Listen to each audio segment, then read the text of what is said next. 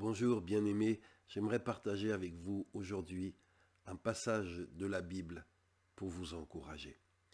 Il se trouve dans la deuxième lettre de Pierre au chapitre 2, versets 7 et 8.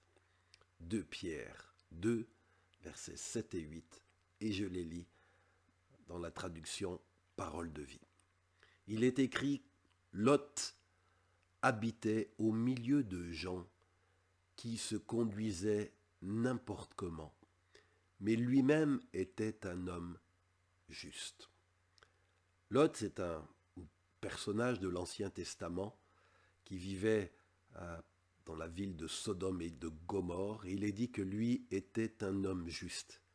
Mais il vivait entouré de gens qui, eux, vivaient n'importe comment, faisaient n'importe quoi. Et il est écrit, Lot était très triste à cause de leur conduite. En effet, il les voyait et il les entendait, et jour après jour, son cœur d'homme juste souffrait beaucoup de leurs actions mauvaises. Peut-être tu te retrouves, en tout cas moi je me retrouve un peu dans ce que ressentait Lot. En effet, je suis triste, très triste, de voir certaines conduites de gens dans ce monde. Je suis tellement triste de voir la violence, comment un être humain peut égorger quelqu'un. Je suis tellement triste de voir comment aujourd'hui, alors qu'on a tellement de ressources sur la terre, que certains se les accaparent et que d'autres meurent de faim. Je suis tellement triste que pour un bout de territoire, on se bat et on envoie des jeunes qui vont mourir au combat pour des causes pour lesquelles ils n'y sont même rien. Et aujourd'hui, on ne peut pas faire les autruches. Aujourd'hui, avec la télé, avec les journaux, avec euh, la radio, on voit, on entend tant de choses qui, si tu es un homme juste, si tu es une femme juste, si tu crains Dieu, ces choses nous affectent, ces choses nous dégoûtent, ces choses nous attristent. Il est dit que Lot était très triste et que son cœur d'homme juste souffrait beaucoup. Et peut-être toi qui m'écoutes, tu connais une certaine souffrance, tu es écœuré par ce qui se passe dans ce monde et tu te dis mais comment est-ce possible qu'on en soit arrivé là? Comment est-ce possible qu'on fasse des choses comme ça? Même les animaux ne le font pas. Mais il est dit que Dieu a délivré Lot de ces gens-là.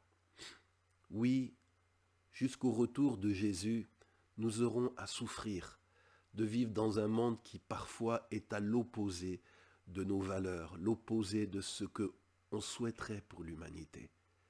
Mais nous avons une promesse.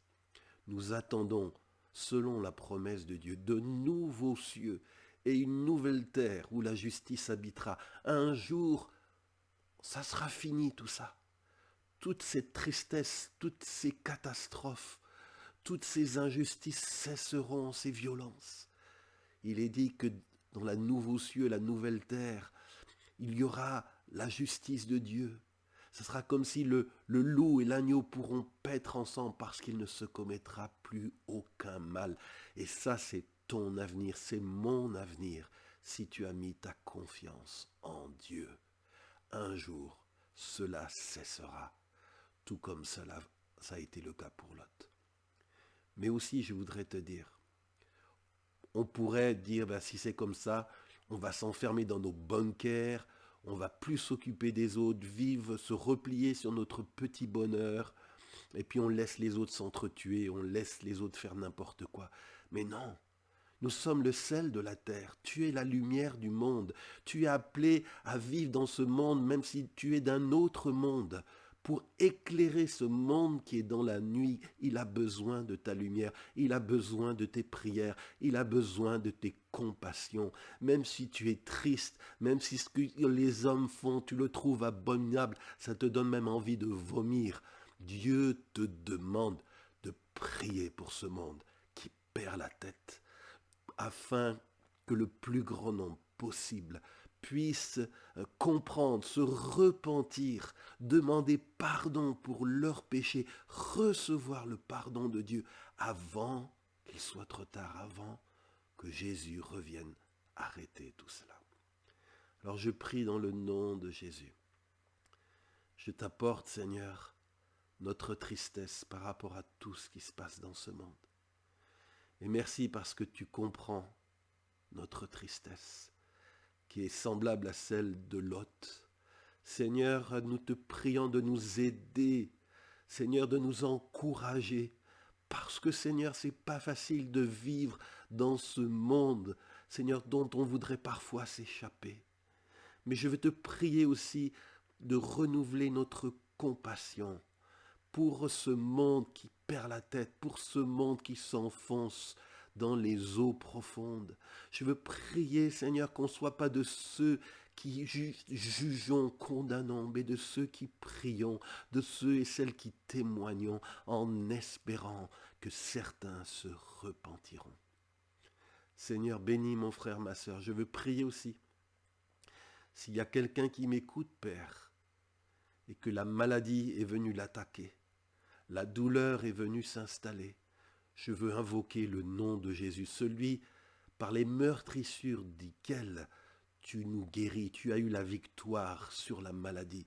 Et je veux prier, Seigneur, touche mon frère et ma sœur, délivre-les, je t'en prie, maintenant, par ton toucher, Seigneur, pour qu'ils puissent continuer la route, avoir les forces de continuer la route avec toi. Au nom de Jésus. Amen. Je vous dis, bien-aimés, à vendredi prochain. Et rappelez-vous, votre tristesse, Dieu la comprend. Et vous pouvez toujours venir près de lui pour trouver son réconfort. Si vous n'êtes pas encore abonné à cette page Facebook ou chaîne YouTube, je vous encourage à le faire. J'y publie chaque vendredi un message, un nouveau message. Donc, si vous ne le recevez pas directement, venez le chercher. Il est là, il vous attend. Et puis pour ceux qui ne connaissent pas encore notre site, où vous retrouverez tous nos messages, toutes nos vidéos, tous nos audios, tous nos écrits, eh bien c'est le site cdlr.fr. Je vous encourage à le découvrir, cdlr.fr. Et je vous dis à vendredi prochain. Que Dieu vous garde.